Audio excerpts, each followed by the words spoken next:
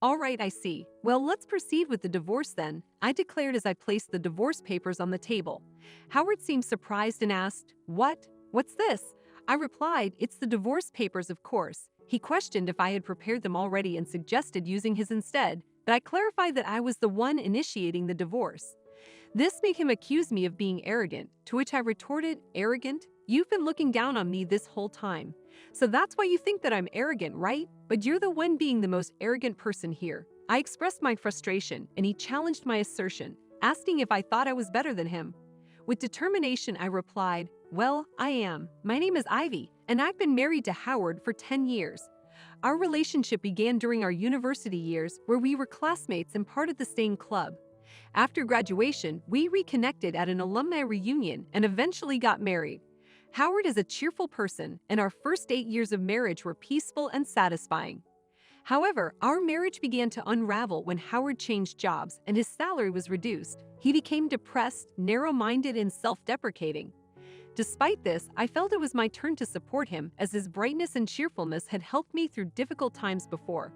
However, my attempts to help Howard didn't seem to have the desired effect.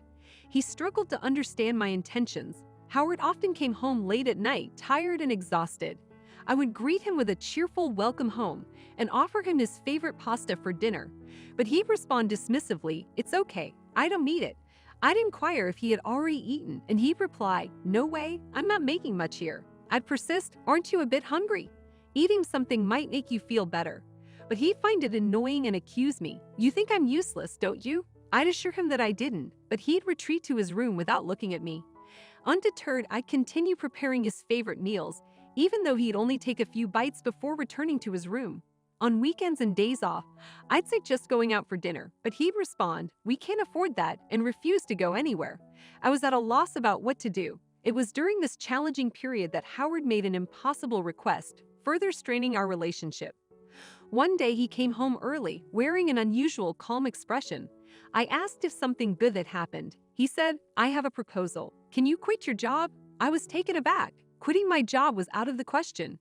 Howard's monthly net income was less than $1,800, and with rent, utilities, and other expenses, we were barely making ends meet. He seemed to be under the impression that I earned much more than him, stating, "Your current net income is about $2,000, right?" I couldn't believe what I was hearing.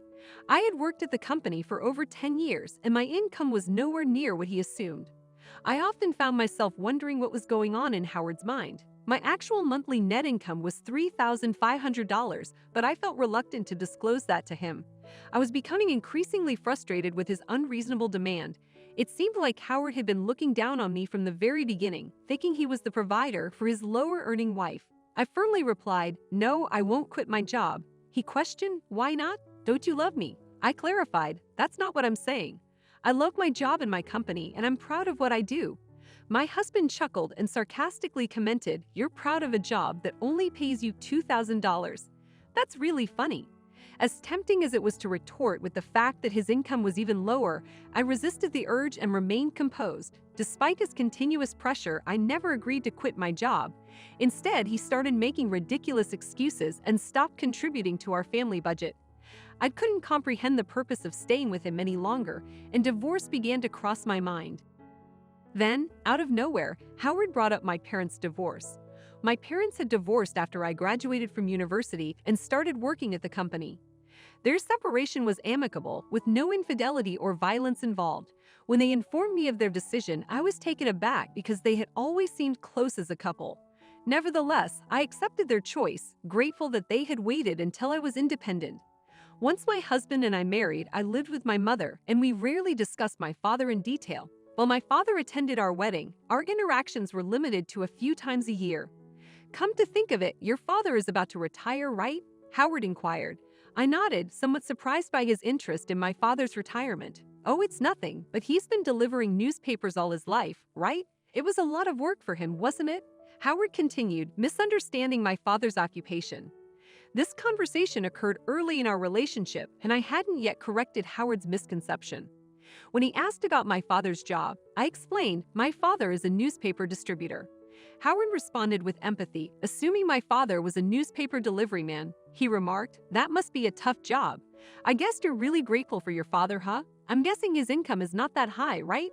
While Howard's assumptions weren't entirely accurate, I didn't see the need to correct him at that moment. My father's job had its challenges, but he had indeed worked hard to provide for our family.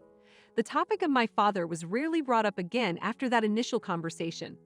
However, months later, I began receiving mysterious phone calls. When I answered, there was only silence on the other end. Initially, I found it unsettling that the calls displayed a phone number, suggesting that the caller wanted to be identified. Over time, my anxiety lessened. One day, I put the phone on speaker during a call and heard a woman's cough. Then I distinctly heard the voice of my husband saying, "I'm home," followed by a quick hang-up.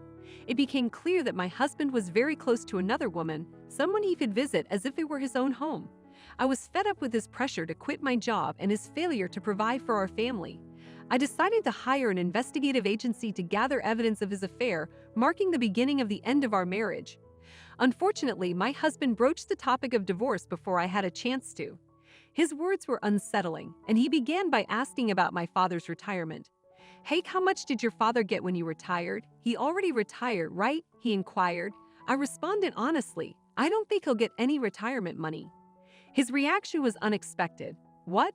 Then what was the point of me being with you all this time?" he exclaimed. I attempted to explain. I knew that he wouldn't get much retirement money since he only worked as a newspaper delivery man, but still, it's better than not getting it.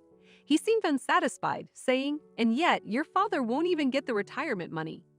Feeling frustrated, he continued, "I have been putting up with this for 10 years. I just wasted all my time, huh?" I asked, "Did you marry me for money?"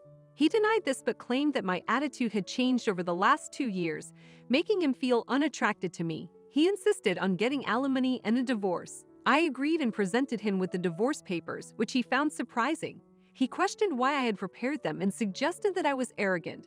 I retorted, "You have been looking down on me this whole time, which is why you think that I'm arrogant, right?" I pointed out that he had been the one with an arrogant attitude, even cheating on me with another woman. He was taken aback that I knew about his affair. Our conversation was tense, and our marriage appeared to be on the verge of collapse. Don't think for a moment that you can escape the consequences of your actions. I'll pursue you to the ends of the earth and make sure you pay for everything you've done, I firmly told my ex-husband before kicking him out of the house and locking the door. A month later, our divorce was finalized, and I successfully obtained alimony from both my ex-husband and his mistress. My ex-husband, seemingly not having learned his lesson, tried to start a second round of trouble. However, I emerged victorious once again.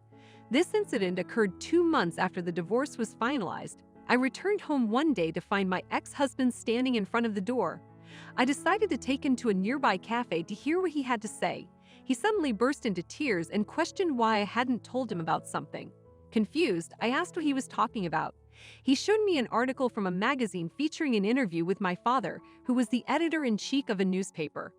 My ex-husband accused me of lying to him about my father's occupation.